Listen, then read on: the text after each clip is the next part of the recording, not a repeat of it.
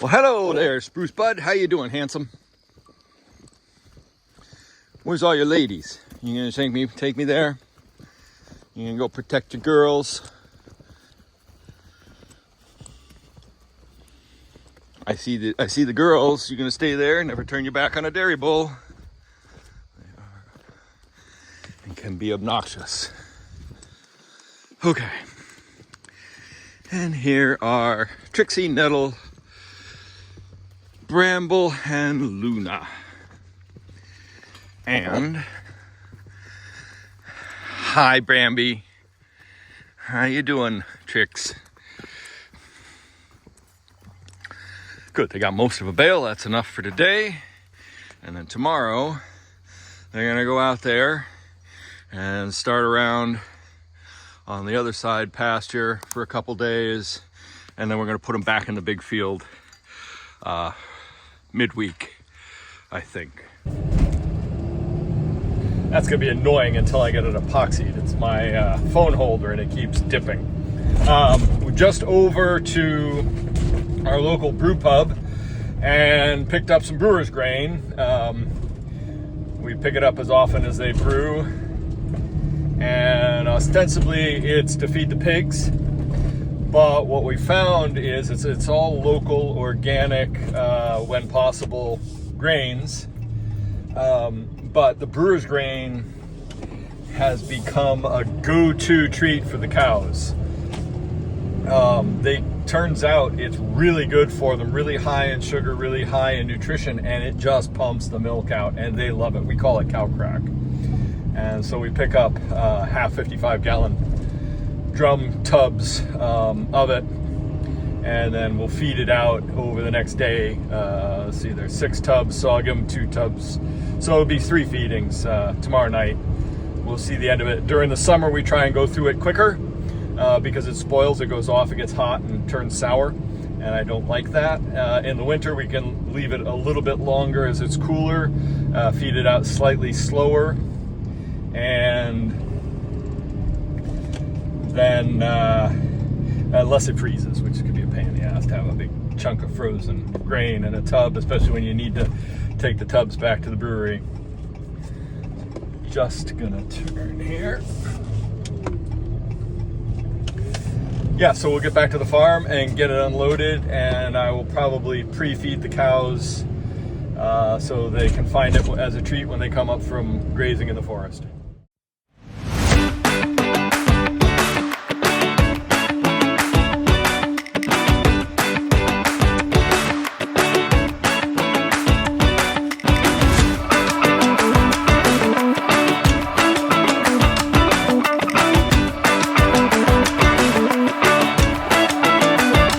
All right, this is the stuff. Brewer's grain, aka cow crack. It's sweet. They'll go crazy for it. We'll show it later. Smells great too. It's warm. I like to put it out here at the feed rail early so that it has a chance to cool off, so they're not ingesting something that's too hot. I don't think it affects it. I know they'll dive right into it, but I always fear that they'll burn themselves or get an upset stomach because of it. Anyway, this is the feed rail. This is part of a bigger project. Hopefully we will finish it by the end of this year. It should have been paved, and it needs to be. But that's another story for another time. I'm going to go ahead and distribute the grain here, and we'll show you when the cows dive into it.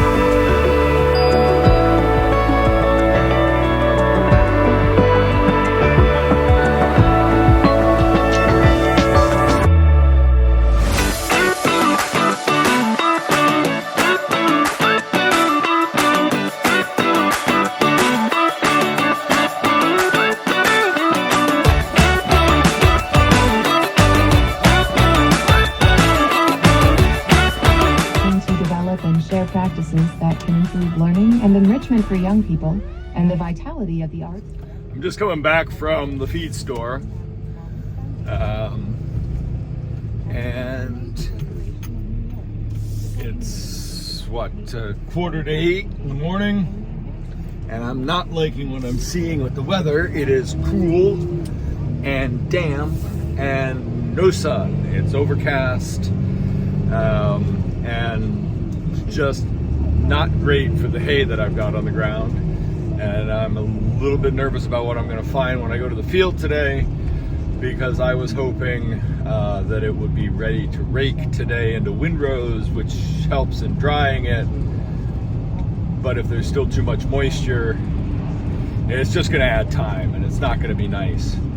But worse of all, what I'm not happy about is how long this haze is going to set in, and especially because of this. No, that's not a dirty windshield. That's fog. And fog is damp air that's just sitting in here, and it's going to take half the day to burn off. This is the problem with late second cut hay in Maine in the autumn. The longer into September you get, the more this happens, and I've lost a lot of crops over the years because of this exact condition, and it's making me really nervous about bringing in my neighbor's hay. It's Thursday today. I was planning on baling it on Saturday. I may have to push it out to Sunday. We've got the nice stretch of weather. Not liking the prospect of doing it on Sunday though. I'm back from the feed store and I'm in Gidget. It's cold enough now in the mornings that I've got a runner to warm her up a little bit, get the hydraulic fluids thinned out and warm. And I gotta go bring the grain that I just got down to the milk parlor.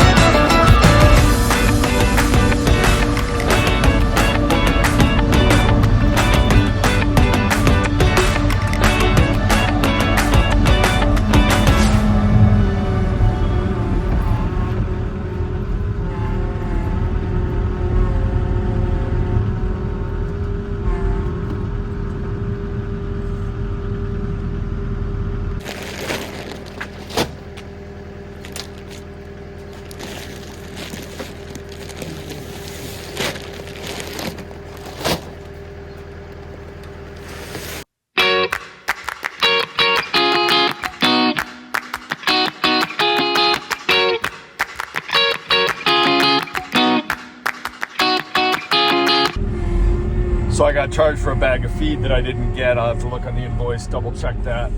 Should have had 4 bags of the cow feed. I only got 3, which is annoying because I got to go back and get that other bag this afternoon.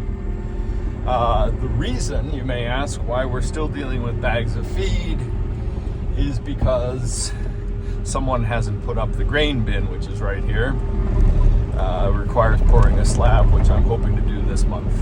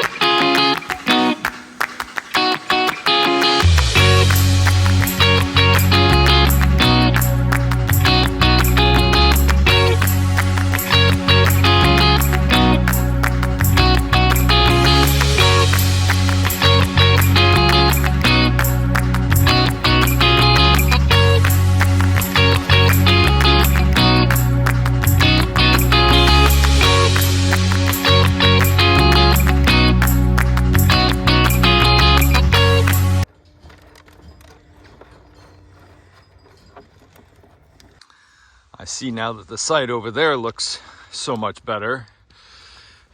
I'm gonna have to clear up this mess of lumber, get that stacked, and clear that up next. But at least the area over there where we're gonna put the pigs for the winter is looking much nicer. It is raining again. It's a cold, damp, and miserable October day. I'm just filling up buckets for the pigs. Take these down and feed the little piggies. See where the boar is. And then I've got, hopefully, only a couple hours left to do work on the bridge to get it completed. And then I can get our grant payment started to process for it. And that'll be a good thing. I'm gonna go up to the house and get a raincoat because this is gonna turn ugly. All right, that's better.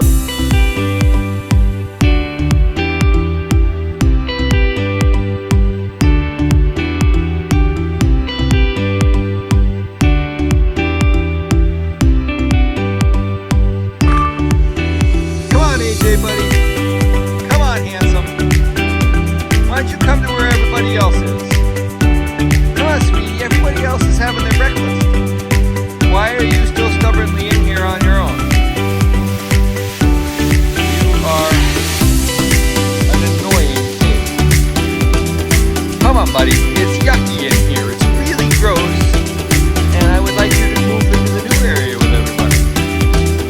Can we do that? Would that be okay for AJ? Can I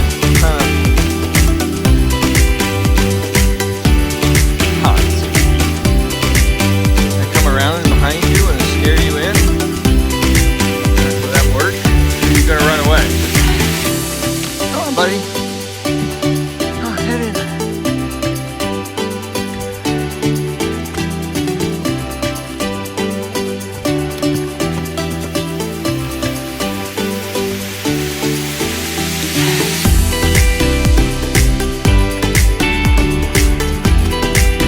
Nope, he's gonna run away. He tore down all this wall we built as a chute.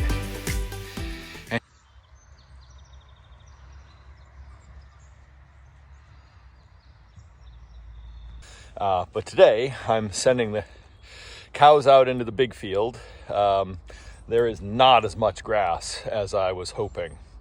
I really wanted it to be another 6 inches, 6 inches taller than it is right now. There's probably, normally I would move them across this in 20 days. There's probably 12 days out here, I'm gonna guess. But that still is 12 days less hay that I'm gonna feed. That's 12 days more milk production, because on grass cows produce more milk. And it's better nutrition and better exercise and less work for me if the cows are out here. So I'm just gonna take down the temporary lane that was sending them out to the lower pasture, rejig this, and get the fence set up for today and tonight. We've got an event here tonight, so I'm just gonna give them a big paddock just for the whole of today, and then tonight they'll just get turned back out here. I won't have to do anything because I'll be involved with the dinner.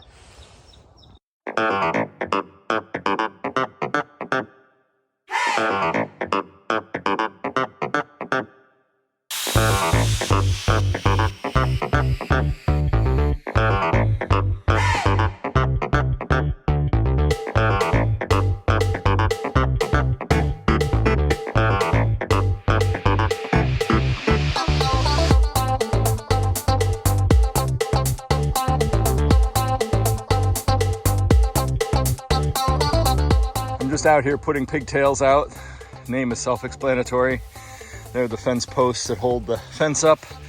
I put them about every 90 feet, and that does pretty good. This fence now will be the front line of this paddock here. It'll last them for two grazings and maybe into tomorrow. This is what I like to see. Cows, nice tight grazing. They're out here on one side of the field. just cleaning it up nicely. They're not leaving much behind because this is freshly mown. It was topped, so there's not a lot of dead stuff here for them to avoid. They're just grazing it off nicely, and this will be fantastic. You're gonna get one last graze of this field for the summer, and they'll get a fresh patch just the same size.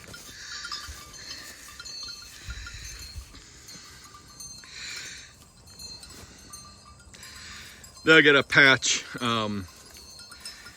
Hey there, sprucers. They'll get a patch this size again tonight.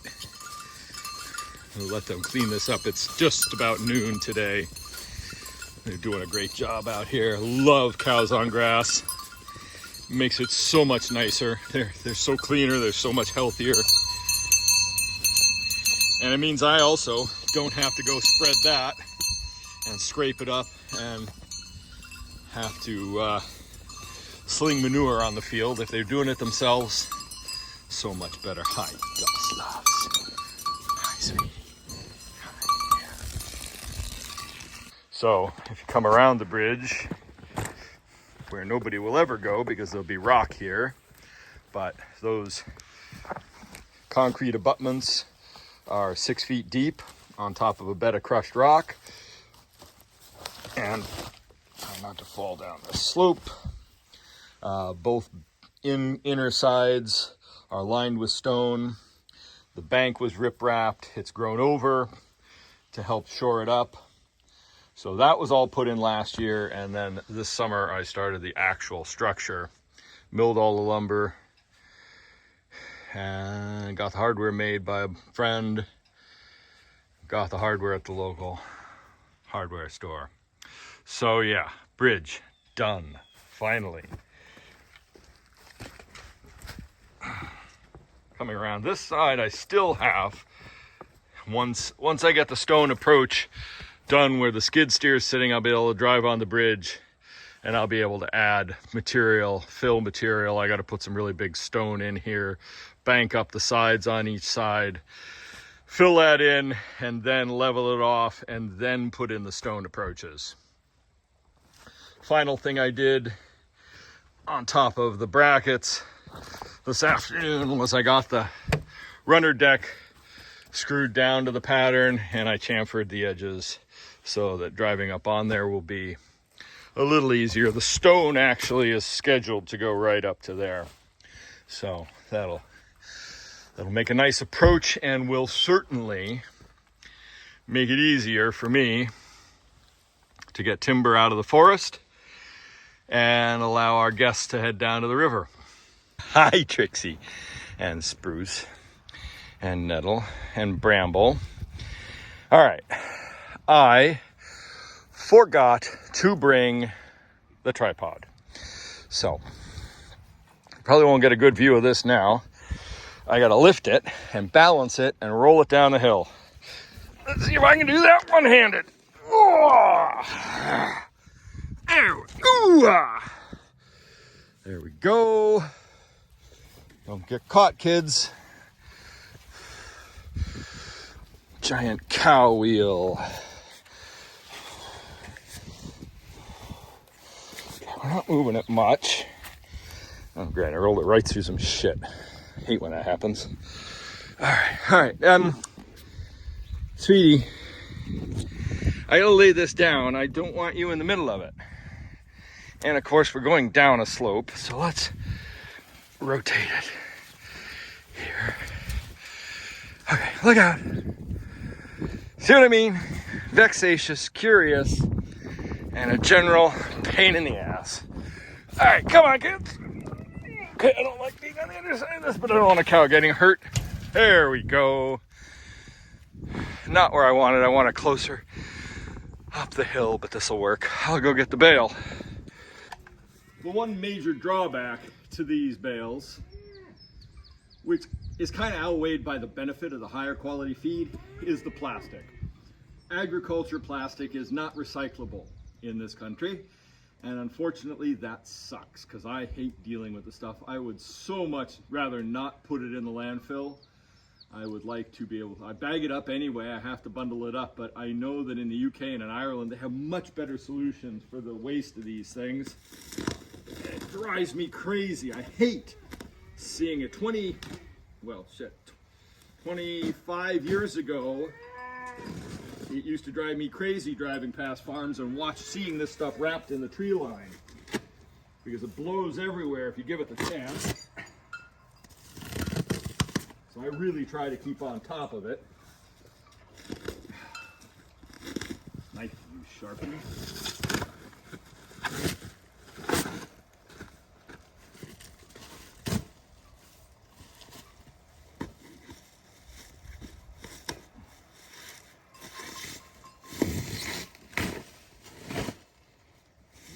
All right. Now, netting.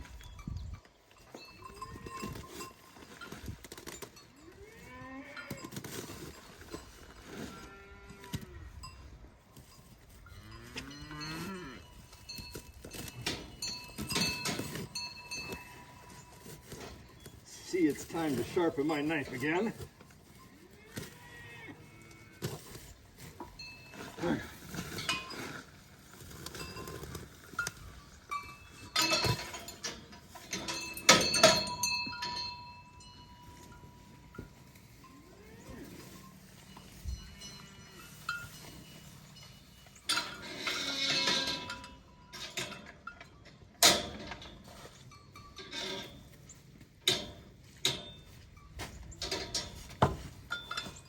Okay, I don't want any of that netting or wrap to end up in the cow's reach. The cows love the smell of this stuff, and they've already come out to the feed rail. So I'm gonna get this picked up and we're gonna go feed it.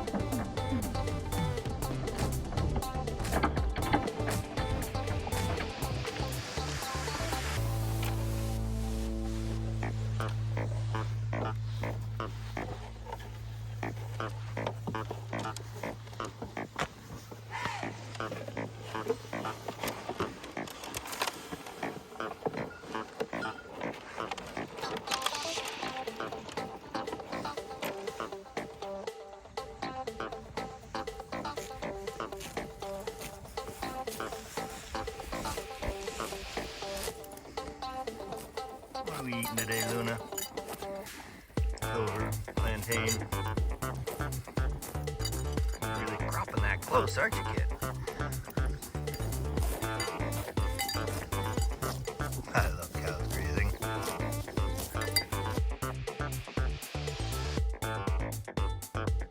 Come on, Luna, let's go. Let's go in. I need her in so I can put the back fence up. Come on, sweetheart. Come on, I shouldn't have to chase you into the grass. Silly girl. Come on. Come on. Oh, yeah. Yeah, good girl. We didn't get to pick these apples much before they dropped. Cows will enjoy them. I did manage to get one. I'll try it.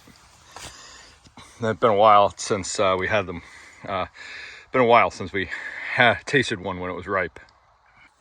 We have no idea what variety these apples are. They're just hedgerow apples, but give it a shot. Wow. Damn, that's good. I was expecting to spit this out and you guys laughing at me having a really twisted mouth, but that, wow, that's amazing. I've forgotten how good these are. We'll have to, I think there's a half dozen on the tree left. We're gonna have to come out and grab them.